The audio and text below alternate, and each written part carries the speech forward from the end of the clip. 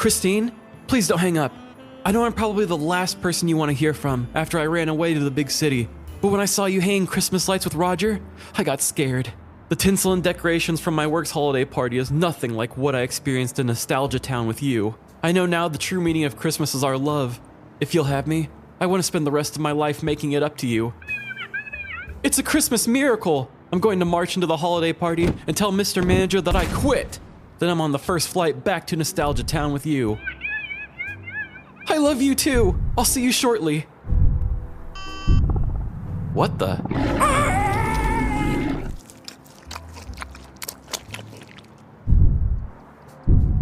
Oh, hey, I didn't see you there. Sorry you had to witness that. I'm sure you had a great Christmas love story unfolding, but he sort of picked the wrong place to have a big holiday realization. How rude of me. I haven't even introduced myself. My name is Stuart. I'm a non-denominational holiday cryptid. Basically, my soul lies dormant on regular days, only allowing my physical form to materialize during holidays. Hanukkah, Easter, Oktoberfest, you name it. I even had Columbus Day for a little over 200 years, but everyone challenged its legitimacy. Oh well, that one made me feel a little weird anyway. As a young bloodthirsty sky beast, I used to do my part with population control, feeding on the innocent, and causing destruction. But recently I've just been really into podcasts. Ever since I discovered how good indie podcasts are, I've spent every holiday that I materialize catching up on all my favorite shows. And being a bit of an anomaly myself, I'm a sucker for weird and interesting content. Oh, looky there. My first holiday story is finished downloading. I can share an earbud with you if you'd like to listen with. Let me just sweep these entrails out of the way so you can have a seat. There we go. This first story is from a couple of goofballs that go by Live Laugh Larceny, a true petty crime podcast. They specialize in taking dumb criminal headlines and turn them into cheesy, overly dramatic short stories. It's very different, and the sound effects kill me.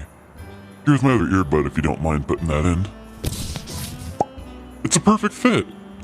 Let's press play and see what's in store for this year.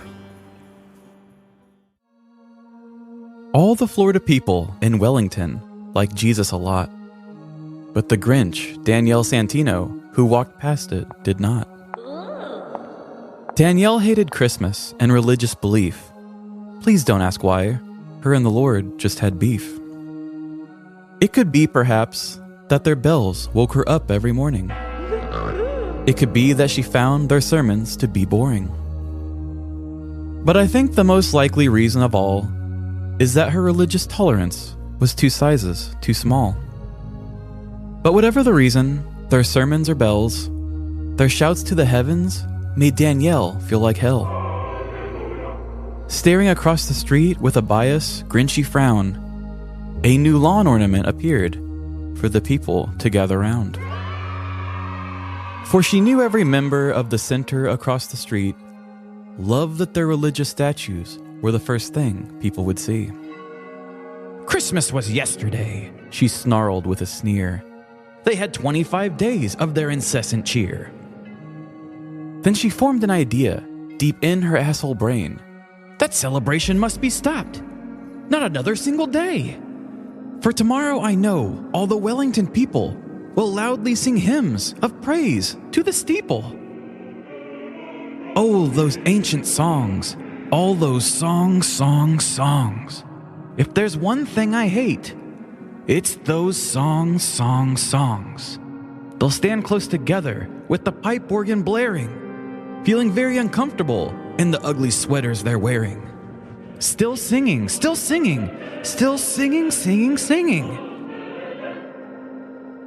And the more Danielle thought of their tone-deaf singing, the more Danielle thought, I must end this whole thing. Why, since Thanksgiving night, the decorations lit the town. The holiday has passed. It must end now. Then she got an idea, an intolerant idea. She got the most wonderful, intolerant idea.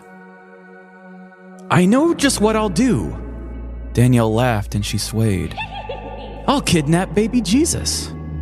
I'll take him away. It's September 26th, she grinchily said, as she put on all black and slipped a mask over her head. She walked softly and quietly as she approached the manger. Joseph and Mary stared in fear at the sight of the stranger. "I've heard a lot about you, baby Jesus," she shouted with glee. "Now get in the bag. You're coming with me." As she attempted to pick up the sweet baby Lord, her motion was stopped by a tight safety cord. "You think that will stop me?" Danielle said with a chuckle, as she cut through the rope and threw that baby in her duffel. Her feet ran across the street with the Holy Spirit in tow, knocking quietly on the window of her good friend, Fernando. "What do you want?" said the voice of her friend. "I brought you a late present. Now please, let me in." Danielle began to explain. Fernando held out his hand. "Some people accept Christ in their hearts, but I've got him in this bag." "I appreciate the gesture," said Fernando, "but you stole. I'll accept this gift out of politeness, but you should probably go." Danielle left without a fight, escaping into the night. No longer would the center be merry and bright. But as the sun rose above the center on December 27th, in walked Pastor Marty, the 377th. He unlocked the worship hall with his old creepy keys. He filled his watering can with holy water to water the holy trees. Walking the grounds, he cleaned it up of any trash and looked up to the manger to see baby Jesus had been snatched. "Oh golly gee!" he wailed the way a holy man could. "I'm not going to curse, but this situation, it's not good. Only prayers can save us from a time of great stress." So Marty got on his knees and activated baby Jesus's GPS. Now, before you listeners think this is a fun turn of phrase, I mean this in the most literal of ways. This isn't the church's first baby Jesus rodeo. They've got years of experience with their Savior being stole. So just as Jesus looks down over you and me, his forever baby body is watched over by technology. They pinged his location, and he was surprisingly close. Just across the street, on a pile of Fernando's clothes. "Police!" As they questioned the boy in his vile act, "Why would you do this?" he flipped like a pancake and stabbed Danielle in the back. So what happened then? Well, in Wellington, they say, that Grinch got booked for a Florida man stay. There she sat in the Palm Beach County Jail with a single charge of theft and a lump of coal in her cell. And then the true meaning of Christmas came through, that you probably shouldn't steal such a popular loot. So welcome Christmas. Bring your cheer. Cheer to all the Florida people, far and near. Cheer to the bath salters, the shoplifters and stuff, as long as they have hands to cuff. Florida crimes will always be, as long as we have we. Welcome petty criminals as we stand, with petty hearts and red hands. Wow. I need that book printed immediately. Okay. We made a little eye contact during this story when you said the 377th? Yeah. Clarify immediately. That wasn't really a real thing. Okay. I was like, there is no way. That was me doing a Seussism. Okay. I was doing Pastor Marty, which is another Marty, but I was saying he was Pastor Marty to the 377th. Okay. It helped make the rhyme, but I'd like to think that he just came from a line of 300 plus Pastor Martys. I was like, if this is somehow, some way, a truth in this story, I need to know details. Okay. That is so not. They had a GPS in baby Jesus. Apparently, this is very common. Oh, wow. I learned a whole expose on it. I mean, we've all heard stories. Yeah. I mean, baby Jesus's and Joseph's and Mary's get stole from the manger all the time. Yeah. But I guess a lot of these security places, normally if you're going to sign up for like a Brinks or some sort of a thing as a church, they're trying to get you to sign up for like a year or so. Yeah. But they were actually running holiday deals to say, okay, you can sign on with us for 1 month only because we understand how important it is that you protect baby Jesus. There's no like hassle to try to get you to do more. Sure, everybody needs security, but you need extra security on these things. So a lot of churches will or community centers, as this one was, will sign on and put these GPS trackers in their highly stolen Christmas decor. So sometimes baby Jesus is the main one, but sometimes even Mary and Joseph will also have GPS trackers on them too. Whoa, what a twist on a holiday classic. Here I am, some grotesque creature who literally ate a human in front of you, and I can't even fathom the kind of evil that comes from a Jesus thief. Well, I guess there's no rest for the wicked. I only have so many hours on this holiday, so the show must go on. I don't know how you feel about history, but I've got a great historical true crime podcast hosted by sisters Lindsay and Madison. Together, they form the podcast Ye Olde Crime. The show is full of strange historical facts, crime, and laughs. It's a great bit of nostalgia for a centuries-old being like myself, but it should serve as a fun learning experience for you. Hello and welcome to Ye Olde Crime, where we discuss the funny, strange, and obscure crimes of yesteryear. I'm your host, Lindsay Valenti, and with me is my sister and co-host, Maddie Stengel. Hello. Hi. How's it going? It's going. Yeah. This episode comes out the week of Christmas. Oh, Merry Christmas. Merry Christmas. Happy holidays. I am going to be sharing stories behind popular Christmas tales. Ooh, that's appropriate. That's timeline appropriate. This story is a popular tale that I think once I get into it, you're going to be like, yeah, I know this one. Okay. If you live in the UK, you're probably familiar with a popular Christmas dish known as mincemeat pie. This festive dish is made with fruit, spices like cinnamon and nutmeg, and a mix of herbs. But it's rumored that once upon a time, back in the 16th century, this dish had a, shall we say, more meaty and rather unsavory beginning. Was it long pig? Yeah. God damn it. Historians in 2016, particularly a blogger named C.R. Barry, wrote about how the dish was actually invented by a group of French cannibals. God, it's always the French. Yeah. First bone bread, now mincemeat pie.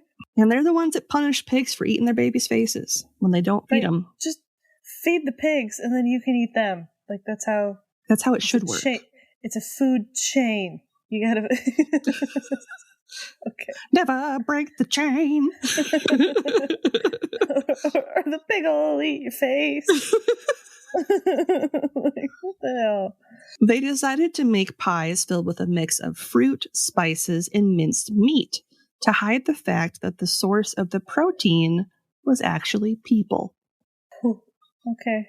And the reason mincemeat pies today are now meat-free is to hide the fact that they started off as such a horrific dish. Great. In Paris in 1384, the butcher of Rue de Marmozet was one of the most well-known of his trade in the entirety of France. Dang. Of his wares, his pâtés and meat pies were what sold the most. People from all over the country would travel to Paris just to try them. Mm-hmm. Even King Charles VI reportedly came to sample his wares. Uh-oh. BFD. Like, super exclusive. Mm-hmm. He's the Guy Fieri of France. Yep. Yeah, there you go. I was trying to think of a Dives, Diners, and Drive-Ins joke, but I couldn't think of one. Well, next to the butcher shop was the town barber, who had a large number of patrons and was particularly popular amongst foreign students who were in the city to study philosophy. No. Mm-hmm. It's said that when he would find himself alone with one of these foreigners, his hand would occasionally slip, and he would slit the throat of the unsuspecting student before they were sent down a chute into the basement, a basement that he shared with his neighbor, the butcher. So this is now Sweeney Todd. Yes. Yes. Okay, got it. The butcher would then proceed to chop, grind, and mash the body until they were at a consistency where they could be the key ingredient for one of his famous meat pies. The reason they would slaughter and serve foreigners was because it was far less likely that their families would miss them right away, or even notice that they were gone until long after they'd been served to the unsuspecting people of Paris. Gross. This practice between the two men took place for years, and it wasn't until a young German student went missing that the life of crime the two had been living began to crumble in 1387. The police had no idea where to even begin to look for the missing student until they noticed something peculiar about this student's dog. Okay. The dog would stay outside the barber shop day and night, barking and seemingly waiting for his master to exit the building. It wasn't long before the police decided it was worth looking into. That's when the basement of horrors was discovered. The butcher and barber were arrested, taken outside the City Hall of Paris, and soon hanged. As for the student's dog, he was awarded the Medal of Honor for solving the case. Stop! That's so cute! I hope he got a good home. I hope somebody, I do too. And as you mentioned, if you're thinking to yourself, that sounds familiar, I'm not surprised, as it inspired the tale of Sweeney Todd, who first appeared in A Penny Dreadful in 1847. The location of Sweeney Todd changed from the then small city of Paris to the bustling city of London, where barber Sweeney Todd partnered with his neighbor, Mrs. Lovett, whose pies were the worst in London before Sweeney showed up. Mm-hmm. The story of the original butcher and barber in Paris may not be the true inspiration for the story of Sweeney Todd, however. There are other reports of a similar tale taking place in the 17th century during the French Revolution, but there is no proof of any questionable murders taking place. Mm-hmm. It is more likely that the British were trying to paint the French as barbaric, cannibalistic commoners. They have been known to do stuff like that. Yeah. Yeah, that checks out. Once upon a time in the UK, being able to afford a mincemeat pie meant you were doing rather well for yourself. At that time, the pies were filled with savory meats like lamb or minced beef, which was a luxury that not everyone could indulge in. Mm-hmm. One of the earliest mentions of a pie full of meat and spices appeared in an English cookbook from 1390 titled A Form of Curry, which called for the maker to grind up pork, hard-boiled eggs, and cheese before mixing in spices, saffron, and sugar. Okay. At this point in history, meat pies would have been intended as a full meal, not as the small tart-like pastries that they are now. That makes sense. Yeah. So like a full chicken pot pie. Yeah. Portable and hearty. Mm-hmm. Around the mid-17th century is when mince pies seemed to start being tied to the holiday of Christmas, although they were still enjoyed throughout the rest of the year. And you're familiar with Oliver Cromwell, right? Mm-hmm. Yeah, that guy didn't like things that were festive. Shocker. And he had spiced treats, of which mincemeat pie was one, made illegal. Cool. A 1661 book about the interregnum, aka when the Puritans ruled the country, the author included a rhyme that goes as follows, quote, "All plums the prophet's sons defy, and spice broths are too hot. Treason's in a December pie, and death within the pot," end quote.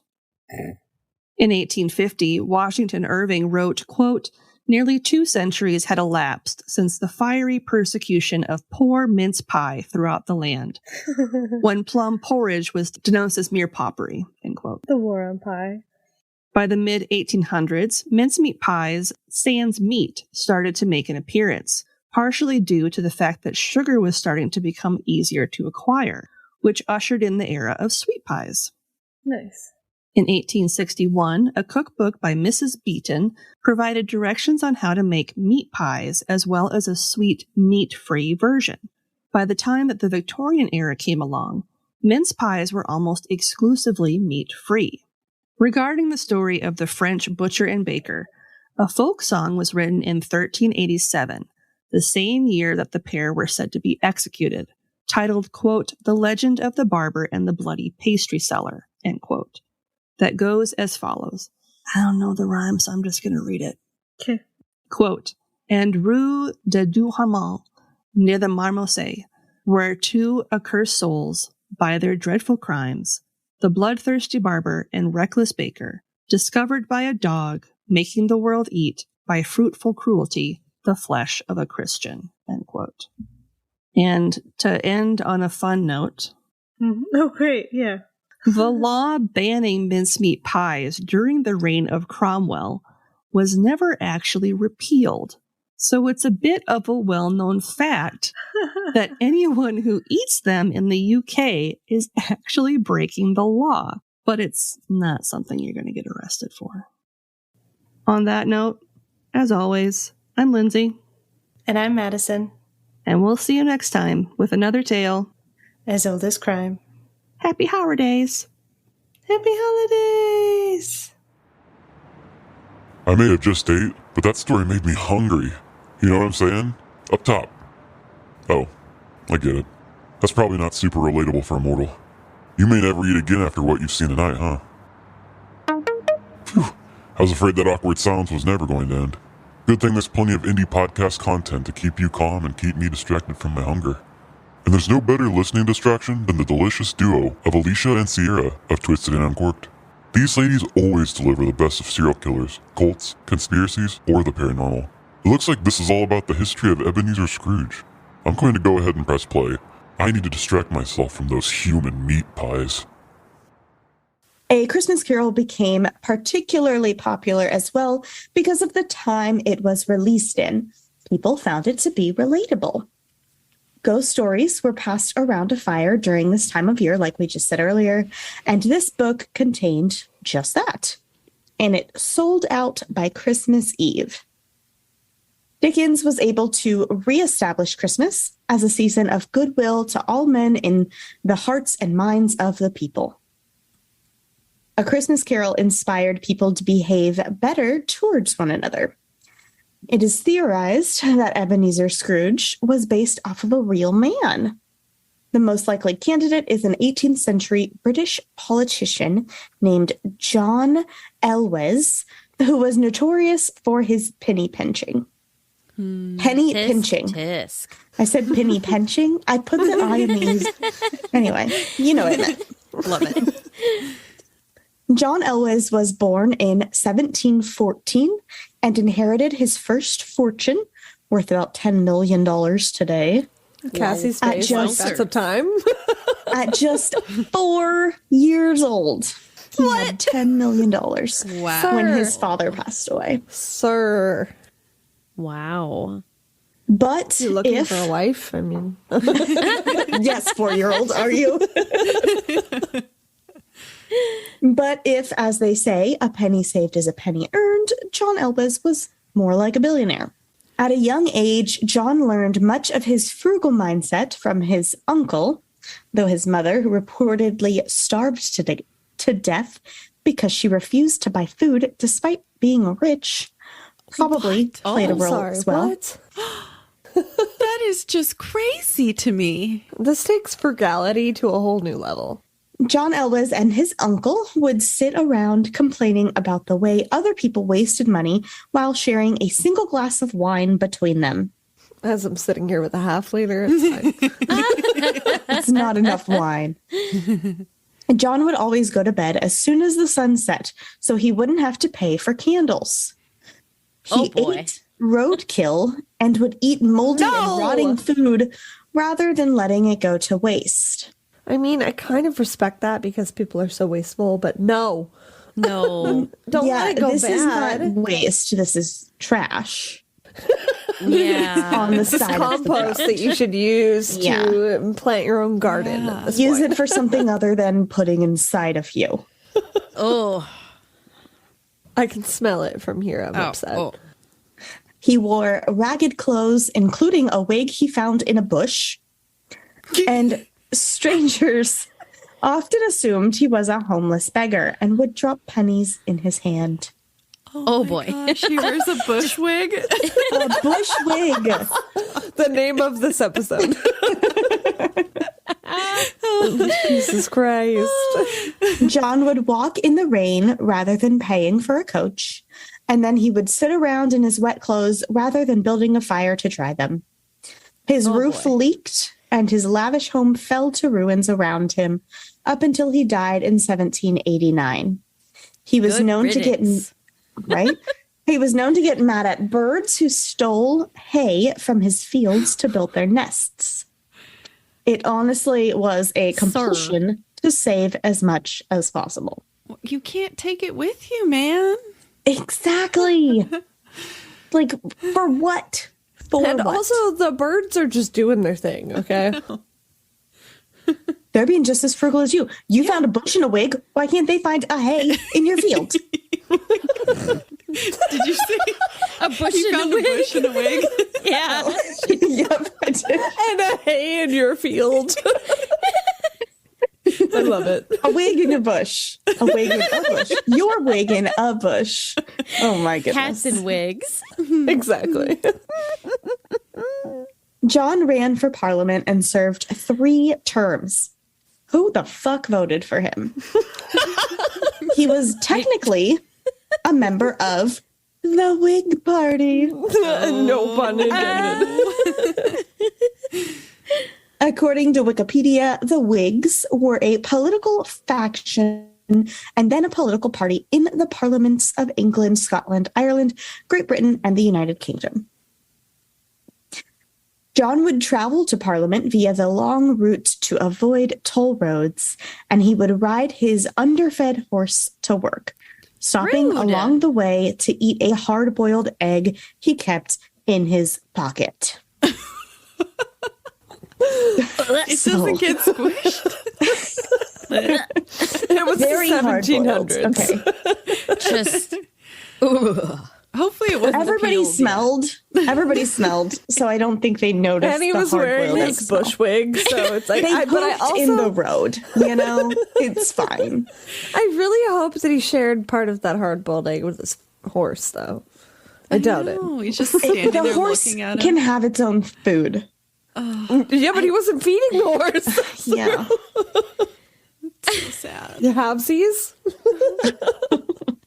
After a total of 12 years in Parliament, he decided to retire rather than continuing to spend money in his elections.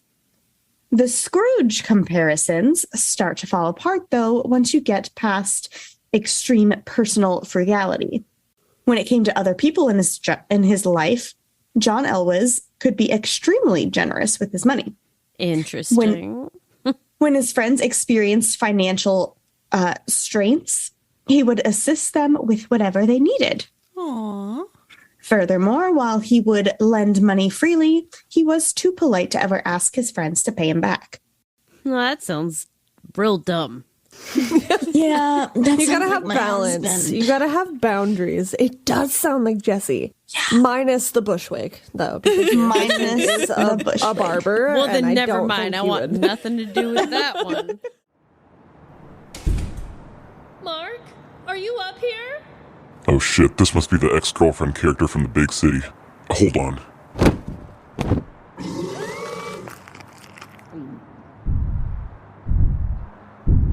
Ugh, sorry about that. Honestly, after the whole egg in the pocket story, I wasn't really hungry. But we still have a couple of stories left to go, and I hate when people interrupt my podcast. You may have noticed some other voices in that last story. It turns out that story was a Christmas mashup between Twisted and Uncorked and another great show, PNW Haunts and Homicides. Their show is hosted by Caitlyn and Cassie, and they specialize in all things true crime and paranormal, mostly happening around the Pacific Northwest. Actually, I have a few cryptid cousins that roam those forests. And the hits keep coming. This story from PNW Haunts and Homicides is also from the same mashup, so you get to hear a little more of the Twisted and Uncorked ladies in this clip too. Consider that my little gift to you. It looks like we're going to learn about a murderous dentist in this one. He had quickly become a pillar of that small town community. Always.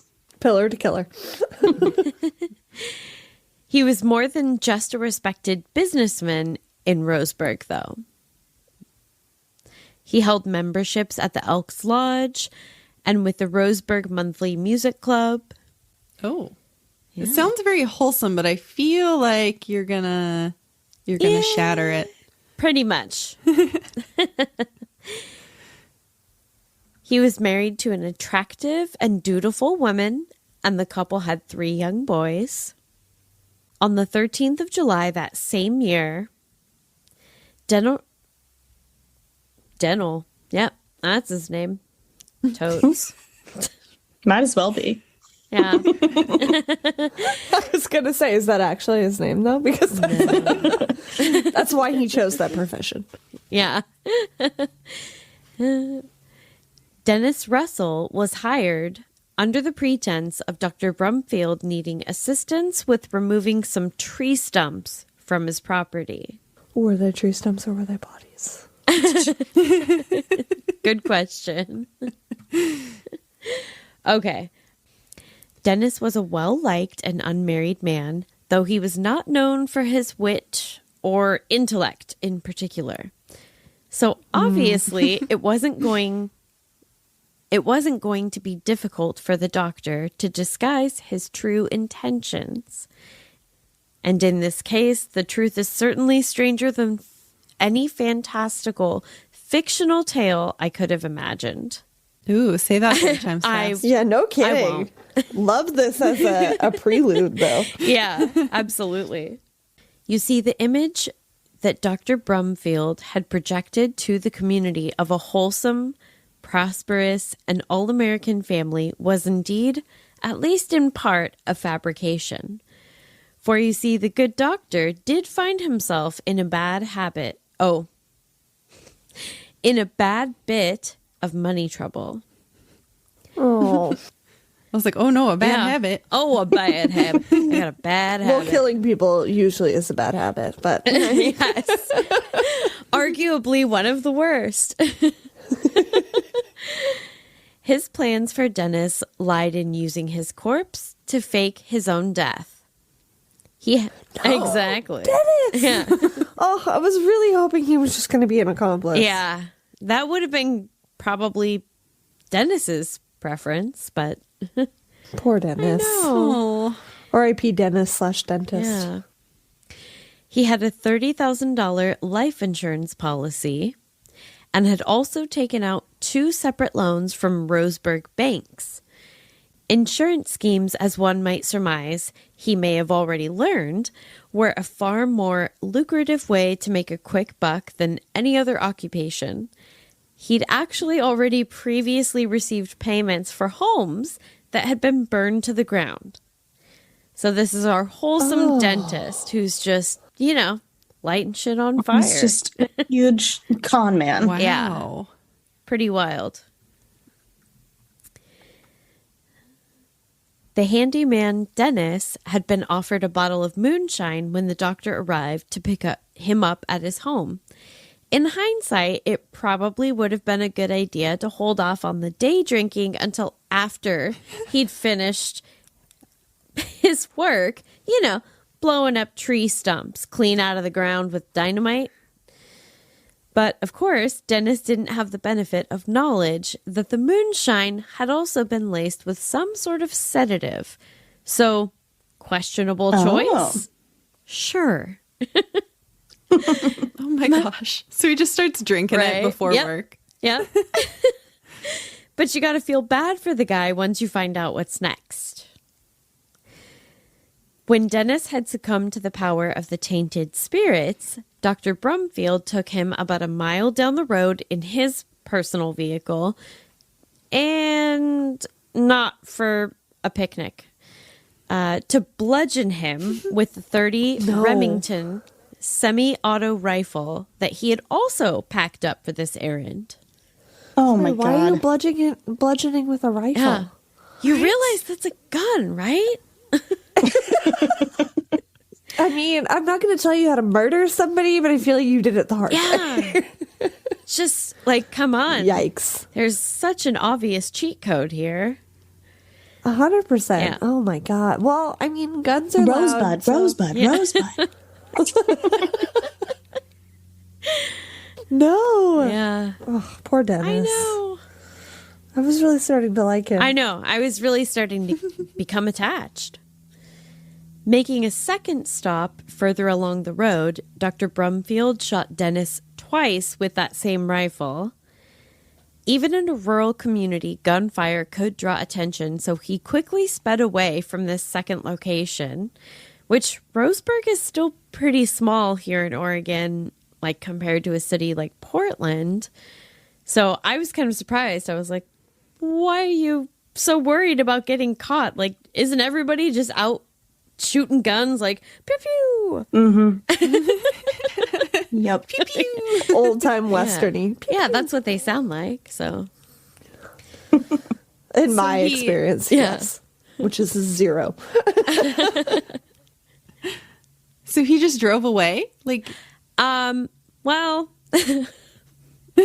he did just drive away, but unfortunately he did take Dennis with him. Yeah. What? Yeah. So he shoots him and then takes him with. He beat him. Yeah. And then he was like, oh, wait, this is a gun. And then he shoots him. And then he's like, oh, no, I'm going to get caught. Come on, let's go. Why? I don't. Sir. Yeah. I think probably at this point, he wasn't really asking Dennis nicely. He was probably just shoving him back into the trunk. But who knows? Oh, poor Dennis. I'd be like, fuck you. No. Yeah. I mean, assuming that Dennis was even conscious, I feel like, yikes.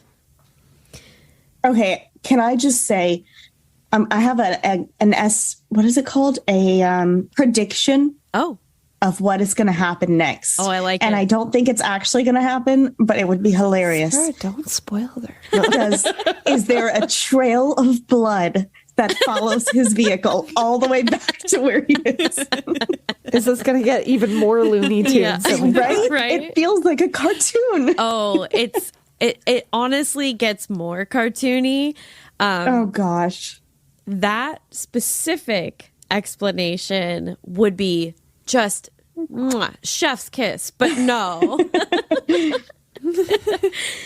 It wasn't until he reached the river that the doctor made a third stop to remove each and every tooth from Dennis's mouth. No. That's Sierra's worst nightmare. So he's a dentist because he's literally a psycho. Yeah. Oh my God. That's never trusted yeah. him. Enjoys Come it. full circle. It's my best guess anyway. why? So the weird part though, Sierra has to think about yeah. teeth. I get it. It's horrifying. Can't stop, like, goosebumps. That seems like a lot of work. Yeah. Yeah, right? Yeah. Like, how many teeth do adults have? Like 25? He may have had up it's to 32. 32. Yeah. Oh. It's 32 with your wisdom teeth, 28 without. Okay. I'm one of the weird. I've never stopped to count my teeth, but I'm glad you knew that off the top of your head because that wasn't even close. I'll tell you why after we're done. I'm going to message you guys how many teeth I actually have later. Perfect. If you could just take a quick count and get back to us, that'd be great. Doing some research here? Yeah, absolutely. Oh, no. Well, it gets weirder though. And that's just on this third stop before we move on to more weirdness. There's levels and layers. It's like an onion of weird criminal activity. He then threw those teeth into the current of the river. Why? What was the point? It's making a I guess wish. to get rid of DNA and dental records. I mean, there's nobody's testing DNA back then, so I was kind of thinking the same. It's 1921. I forgot what timeline it was. Exactly. But couldn't they still identify people by dental records back then? I don't think that you could really identify someone by dental records back then because, at least in part, I think that they use your X-rays when they do that. True. Right. Yeah. That is true. I think the most that they knew was if they have a gold tooth, they must have money. Right. I think we're dental records. Just like somebody looking at a dead guy's mouth, like, yeah, that looks like those. Make them bite Jesus something Christ. and then make the dead person bite Oh, something. yeah, the bite is the same. Yeah. Well, That's we my bad, guys. obviously cannot do that here. He has No. a 0 teeth. Oh, goodness. Yep. No. So Highway 99, which normally I would say this may sound familiar to local listeners. I don't know if you have any listeners in the PNW, probably. I hope so, or I'm not representing very well. But on Highway 99 is where he pulled over yet again to place his signet ring on the man's finger. Now that's what I call a cliffhanger. Putting his ring back on his victim? Is this a calling card thing? Or is he trying to disguise the victim that passes him? I'll have to send you with the full episode on that one so you can see how it ends. It looks like our final story is done downloading. I know you've heard a lot about messed up stuff this evening, but how about hearing from a podcast called That's So Fucked Up? Wow, that was unusually loud traffic. The final show that I have downloaded is called That's So Fucked Up, and is hosted by Ashley Love Richards. She covers all things bizarre and all around, well, fucked up. Hopefully you can stomach one more holiday story. That's fucked up. So, you guys, this is Ashley Love Richards. You know me, I'm your host. And today I am joined by one of my audio engineers and friends for over a year and a half. We have been on this ride together for a hot second. It's been a great ride, too. Who are you? My name is Gatrice Monique Perdue. I love that rhymed. Thank you. I know. Yeah. So I Googled Christmas cult just in case, and wouldn't you know that I found something super fucking weird. So I found this thing, Gatrice, called the Gracias Choir.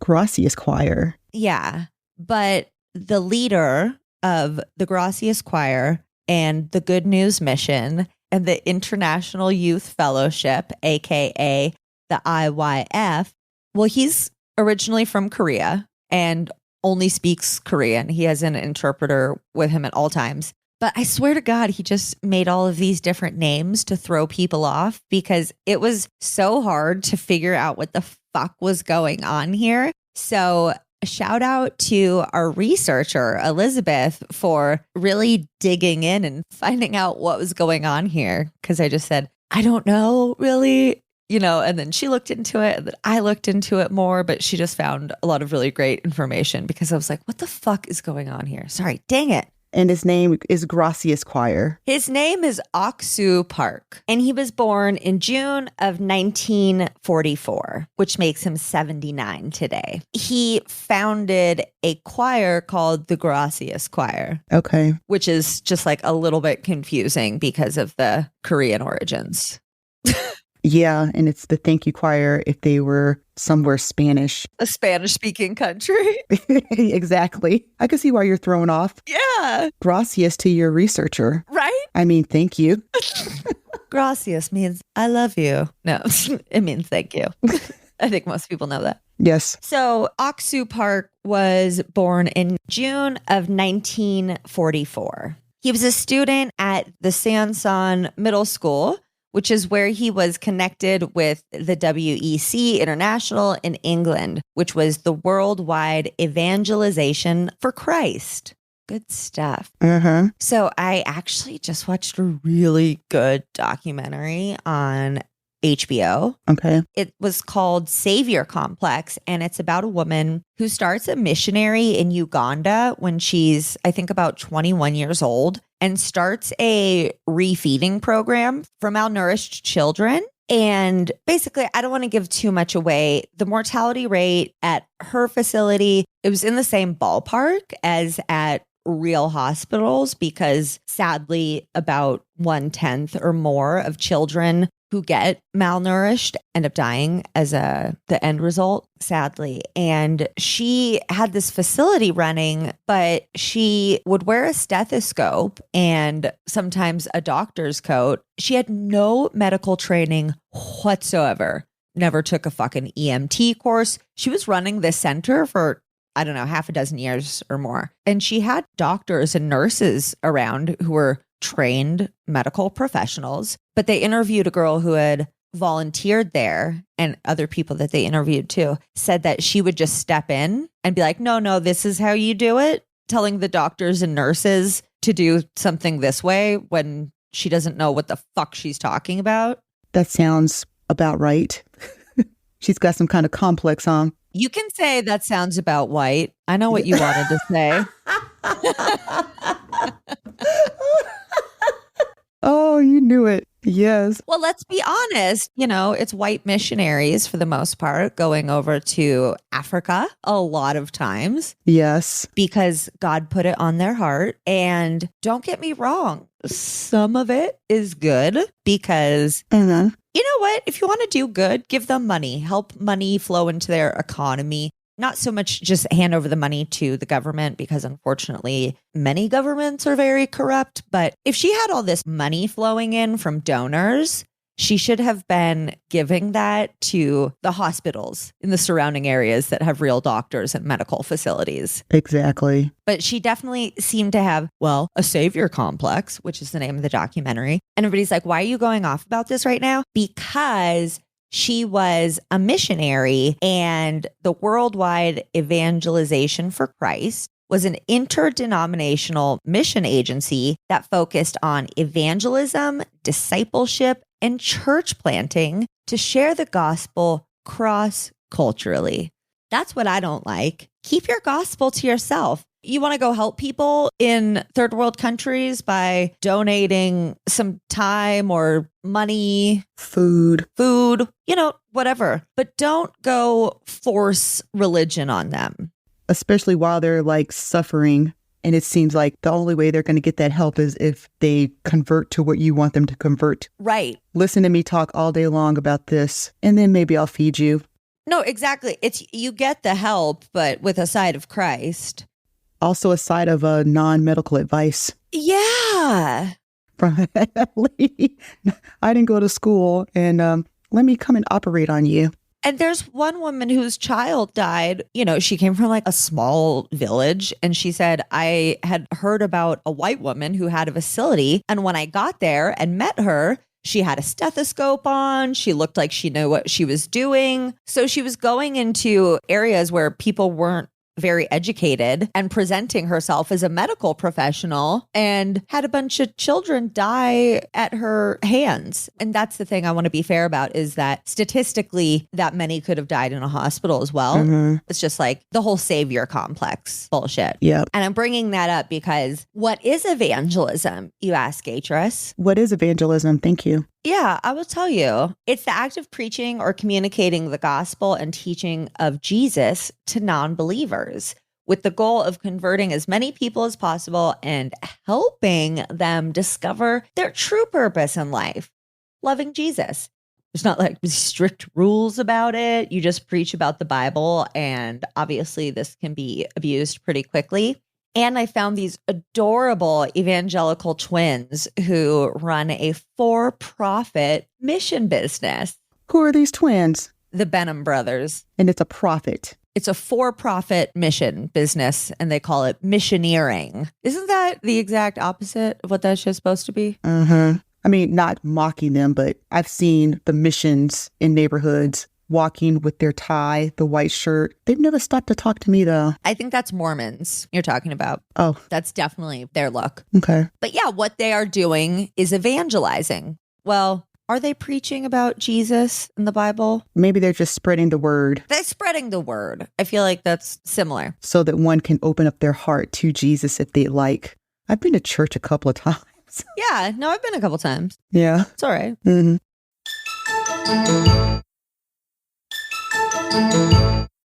So he officially joined the missionary program in 1962 and was trained in theology and the practical life of faith based on the gospel. Aksu does mostly public speaking and sermons to preach his gospel, and he has also written 38 books related to Christianity. Okay. Where does one get the time to write 38 books? I can't imagine they're that good. He's fired up about the Lord. But also, Stephen King writes pretty amazing books, and he's written a double crooked S ton. That was just for you, girl. Thank you.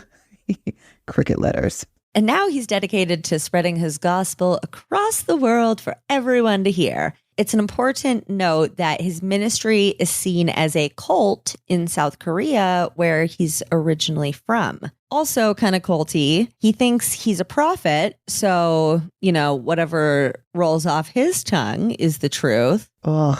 It's always kind of interesting when somebody's a prophet. It's weird how they think the world should be a certain way. And that's weirdly exactly how Jesus thinks. That the world should be a certain way. The way that they think, Yeah. I could tell you, Gatris, I can't be wrong. Everything I say now is right because Jesus came and qualified me to do this. Oh, I want to do an episode called Dangerous Bible Verses, like ones that people often use to justify some bullshit. And the one that Renee Bach from Savior Complex used was, God doesn't call the qualified.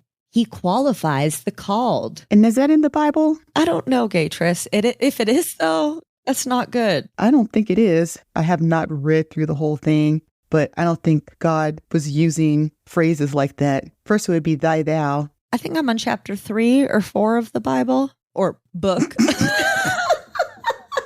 on chapter 4. I was about to say, I think it's by the books. Ooh. I've been learning about the Bible now for, 8 months. Yeah. And I'm still. But I do know what you mean by that, because when people get married or they're like, honor thy husband, my husband, he's cool, whatever, but honor and listen to everything he says. No. Wait a minute. He might listen to this episode. Love you. Whatever. He knows who he married. He does know. But yeah, or no, maybe it's obey your husband.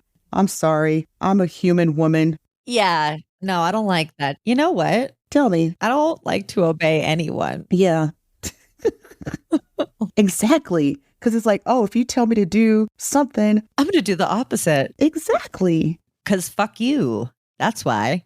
Thank you for saying it for me. Because you know exactly what I'm thinking. Yeah, I know. I see you, and then I just say what you want to say. Exactly. Thank you. I got you. We're symbiotic at this point from working together for so long. Bam. Seeing eye to eye. So the Worldwide Evangelization for Christ, WEC is what I'm going to call it now because I'm not going to keep saying that, was founded in 1913 by Charles Studd, an American evangelist. He created the Heart of Africa mission in his 50s. He stated that if Jesus died for him, then he should be able to make endless sacrifices in his own life to return the favor. And this was all relating back to personal health problem he had. This is my cross to bear. Jesus had to die for his sins, and I have asthma. No, I don't know if it was asthma, but... Also, I don't want to diminish how scary asthma is. I can't imagine having something where it's just like, yeah, and then sometimes all of a sudden I can't do that thing that you need to do to keep living. To breathe. Yeah. Shit. So Heart of Africa was then renamed WEC International. And once this change happened, their goal was to have a worldwide effect, to reach every person on the planet who did not yet have Jesus in their heart. Or at least who hadn't heard about him, I guess. You at least got to hear about this guy. And then hopefully you bring into his heart. Have you heard about my friend Jesus? He's the bomb. I would love to hear more about him. Tell me more. I'm not going to tell you more about Jesus. Okay. But I am going to tell you more about this weird Christmas choir cult. This organization is where Park got his extreme ideology and is trying to enforce the same objectives with the foundations that he's created. Their objectives are reaching as many people as possible, planting as many churches as possible, and mobilizing missions around the world. Because we've seen how well missions have gone in, it's generally really cool how they go to indigenous groups and push colonization on them. Pretty chill. And make them change. Yeah, against their will. Their core principles are faith. Duh. You have to trust that God will supply all you need. Sacrifice, because they believe that the Holy Spirit enables them to obey what Jesus says, and that will be able to endure any struggle that they are faced with. Fuck, this shit just so is breeding ground for abuse. Sacrifice. Yeah, you can endure that. And it's because it's a part of God's plan. Holiness, the Holy Spirit lives inside of them and allows them to honor God in all that they ask, say, think, and do. Fellowship as well. Their belief in Jesus makes it so that they can work together as a team regardless of any other differences. It's just like, hey, put that misogyny or whatever aside because we're here for Jesus. And we're going to enjoy working together. In theory. So the Good News Mission was founded in 1972, and they run several churches in South Korea and also send missionaries abroad. There are now over 350 Good News Mission churches around the world. They are independent Baptists, which are generally fundamentalist Baptists. And if you guys know anything about the IFB or the independent fundamentalist Baptists in the United States, they are fucked, like as fucked as the IBLP, Bill Gothard Institute for Basic Life Principles, all that stuff. I'm not familiar with the fundamental. Don't say that because you will know. Okay. If you still listen to any of the show.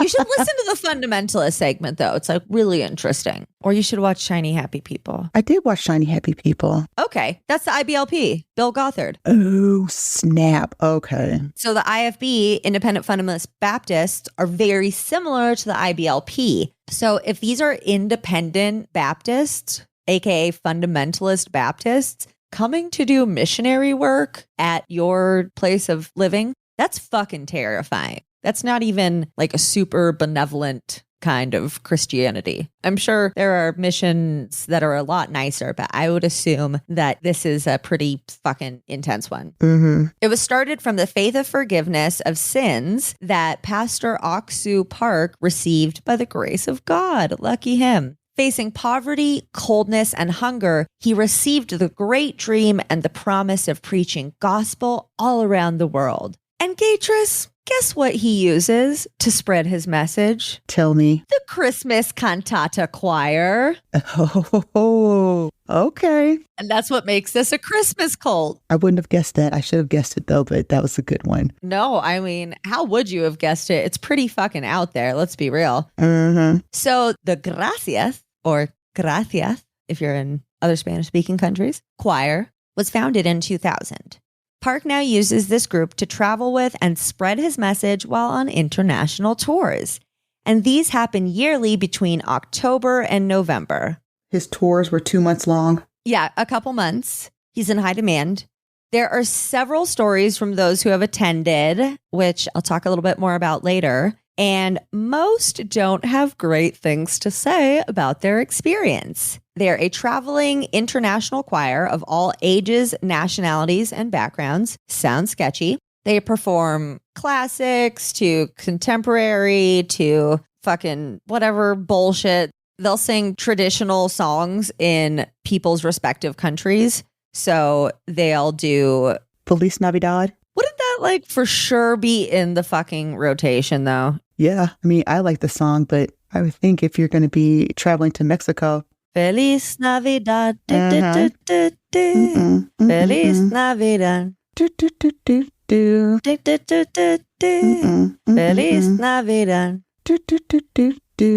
Feliz Navidad. Prospero on your felicidad. I want to wish you a happy Festivus. I want to wish you a happy Festivus.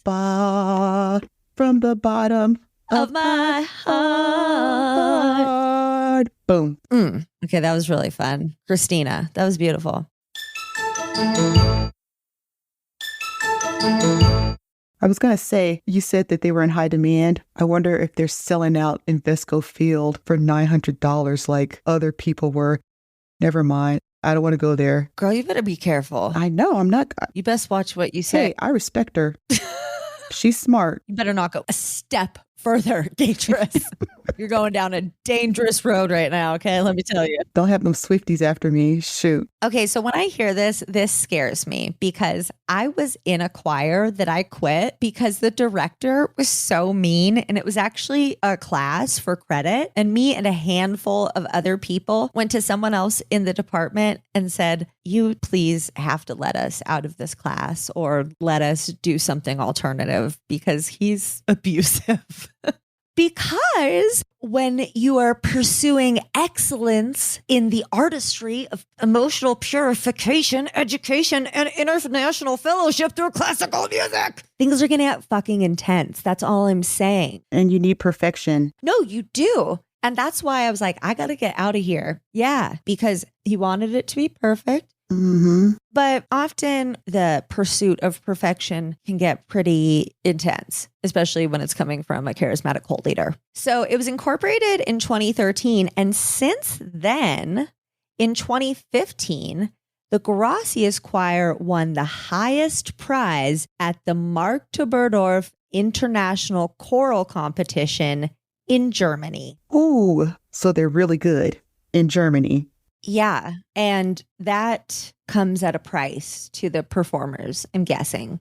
So they have grown into a world-renowned choir, winning multiple first prize awards across the globe. Can I tell you something? Always. Thank you. It made me think of Sister Act. Like this guy is coming and building this choir. Except for Sister Act was fun. I haven't seen Sister Act in so long. Yeah, they were a choir put together and then they end up winning the competitions. And you're saying that the Garcia choir leader... The Gracias choir. The Gracias choir leader, he built something good. Would you call it the Garcia? Garcia choir? Oops, I did it again. Somebody's got Grateful Dead on their mind. That was not good. Oopsie. Anyways, the Gracias choir leader, he led them to perfection. Yeah, which he probably feels pretty good about. Mm-hmm. And those people on the choir probably don't. Well, I don't know. Who doesn't like winning awards, Catrice? Let's be real. This is true. But at what price? Exactly. So they provide classes and education for music-related programs around the world, and they engage in charity concerts and promote non-governmental cultural exchange. You guys know that I'm the first one to say, be wary of the government, but also be wary of people who are like, hey, fuck the government. Come over here. We have the answers. Like, balance. Mm-hmm. Buyer beware. And then there's the International Youth Fellowship established in 2001 and like some bullshit mind control thing, raising leaders with global insight through youth education, activities, and realistic solutions to problems in the global village. It just sounds like, oh, we're raising leaders. It sounds very sketch. Culty as hell. Yeah. So a lot of these experiences are from Reddit, so I can't totally verify them, but let's pretend that I could, because I did reach out to somebody who did not get back to me. Wait a minute. These are experiences of people that were in the choir. No, people who attended. Oh, okay. So we're getting their reviews. Yeah. Okay. So one woman said that her and her boyfriend attended the Christmas Cantata and that they had received free tickets from their landlady. The show was at the beginning of October, which is weirdly early for a Christmas show. Mm-hmm. And apparently the show started with a clip about the choir itself and how successful it was. And then it turned into a life lesson about how awful the recent shootings have been, specifically the one in Las Vegas. It then circled back around and said that their show had perfect timing because they were there to bring people hope again after such tragic events. Following the video, a man came out on the stage and welcomed everyone and says why they're all there, which is obviously Jesus Christ. But, it's somewhat typical for a Christmas message. Then they do the actual concert, and it was broken up into 3 acts: the birth of Jesus, several Christmas stories, and a musical performance. Overall, the couple thought the performance itself was great, but that the writing of the story was awful. Like, it was trying really hard to promote a message. So they were performing beautiful music, but it was also like, what is this fucking message that you guys are trying to spread with that? Mm-hmm. They were essentially at a church service with a flashy set and some extra music. After the second act, they then brought Oksu Park out to speak. His sermon lasted for 30 minutes, where he just kind of got really ranty and said that we need to follow Jesus or the bad things will happen. The couple thought this was really weird at this point, so they leave. And all of the staff gives them confused looks as to like, why are you leaving early? And that was the end of their experience. The event they attended was entirely staffed by IYF and Good Mission members. They said that the entire event was promoted very lightly, that the real agenda came out when everybody was seated. Like, so it's like, hey, come to our Christmas concert. Listen to us sing fun Christmas music. Okay, so these people got their tickets for free. Yeah. And it's very interesting that people were confused as to why they would leave the show early. They wanted to see some people singing. Yeah. They didn't want to sit there and listen to this man rant. And I'm done. Exactly. Right. Mm-hmm. And he's weirdly speaking Korean and having somebody interpret for him. Oh, snap. I can't believe I forgot about that part. Exactly. That just brings a little bit of even more interesting aspect to it. This is another story from Reddit, and it's from Isra Man.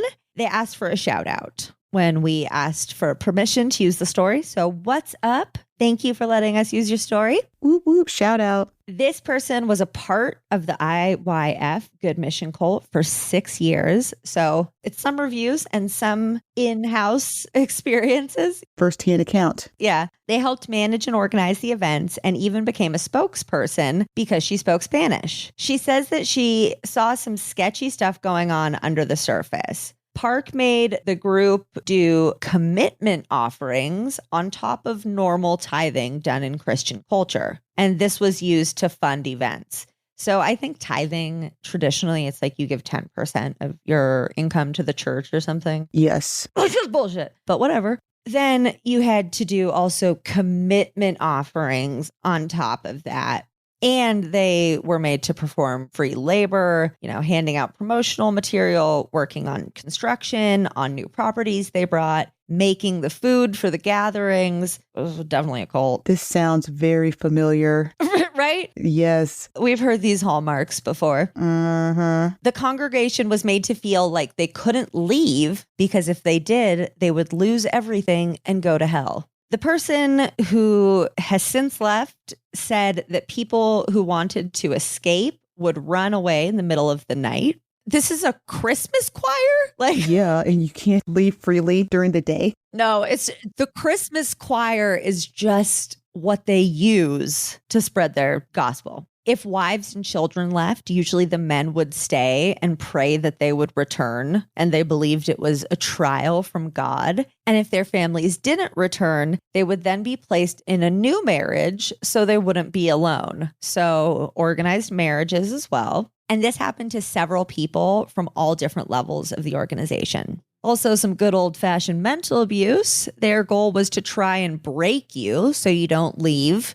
They would throw insults at people and be as nasty as possible to keep everyone in line. They were taught to hate and abuse others out of love, tough love.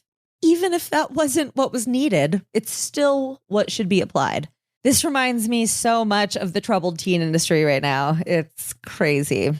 And people are afraid to leave because Park claims that he's a prophet and that God was using him on earth. And obviously people don't want to go to hell, And you're right. This is the choir. Did they live in a compound? Dude, this shit's really hard to find information on. Okay. I don't know. We should have been playing Cult Bingo though, but we would have won. Totally.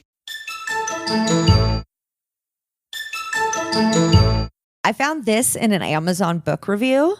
A guy said that he was super into the Good Mission group. So he spoke to Park's nephew, who's also a pastor at a church in LA, and found that it was wrong if you ask for forgiveness. Your faith isn't strong enough, or you lack faith if you're asking for forgiveness, because you should just trust God or Jesus or somebody. And Jesus doesn't save you if you ask for forgiveness because you're not just blindly trusting enough. He confirmed they do arranged marriages. A panel of pastors gets together and prays. Then they couple their members together based on those prayers. And he also confirmed that it's rare for couples to get divorced, which, I mean, depending on the circumstances, could definitely point that they're kind of forced together, or potentially women are coerced into staying in abusive marriages and stuff like that. He asked the pastor if any other churches taught what they do, and he said that there was one, but he couldn't remember the name of it. He also asked why the church itself was so isolated,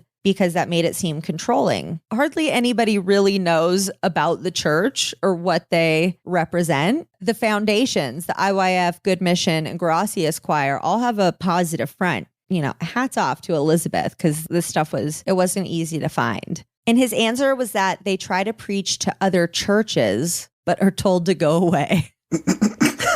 Because a missionary it's not a church, it's a person or a group preaching. So they're trying to bring their system into other churches, and they're like, fuck off. That church already has their message. Yeah, we're good. Thanks. They know the Lord. In 2011, there was a pretty big scandal where 400 English teachers volunteered to teach English in Mexico. And, you know, some of them naturally were young college students. And they claimed that the classes were going to be called English Camp.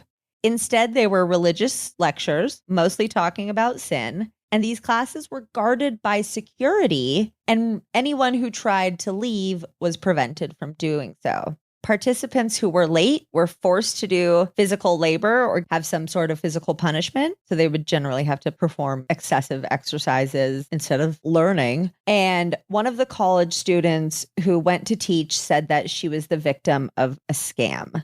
There were also questions going up in India and Uganda over their religious materials being used in public schools, and everything that is being used in public schools is provided by the Good News Mission. They're everywhere. And just, you know, to round things off, Park has had several fraud charges against him. Not surprised. Right? In 2017, it was said that he sold fraudulent over-the-counter stock to his 800 church members, and that he also took in an unlawful profit for a church. So, you know, the pastor can make X amount of money, but he's like, mine, it's mine. Your commitment offerings are actually mine. It's amazing how, I mean, I really don't know how much money preachers make, but just looking at TV, the guy in Texas, again, I don't know how much money he makes, but they've got that mega church. And I'm sure he lives in a mansion. Yeah. They want you to sacrifice. Members, you sacrifice. You go without. This is a test, blah, blah, blah. Yeah. But look at me. Hey, you, come over here, free labor. That's a tale as old as time. Yeah. Fix my hot tub. Go add another wing onto my house. Right.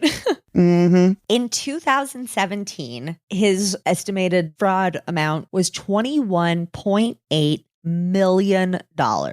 God dog. Weirdly, every case that has come against him has been dropped. The Supreme Court stated that it is hard to regard Park as an accomplice because, you know, the cases keep getting dropped. That couldn't be coercion. What? Other suspects in his fraud case were given jail time of 2 to 3 years, along with several years of probation. That's also so often how it goes with cult leaders because they have other people do the dirty work. But overall, Park was found not guilty. He's a prophet. So, Gatris, that is the Gracias Choir Christmas Cantata cult. Good grief. That really changes my opinion on a lot of holiday concerts I fly past. It's wild how you humans hide evil within your most sacred of establishments. Kinda makes it hard to trust anything you see in this world. Well, it looks like my time for this holiday is coming to an end. There's only an hour left in the day, and I see a packed Taco Bell drive-thru with my name on it. I see no point in eating you too, especially after all the great podcasts I shared with you. So let's not let these shows go to waste. Why don't you pull out your phone and subscribe to them all before you leave? Now, if you'll excuse me, I've got a little holiday feast of my own to have. Good luck explaining this to anyone!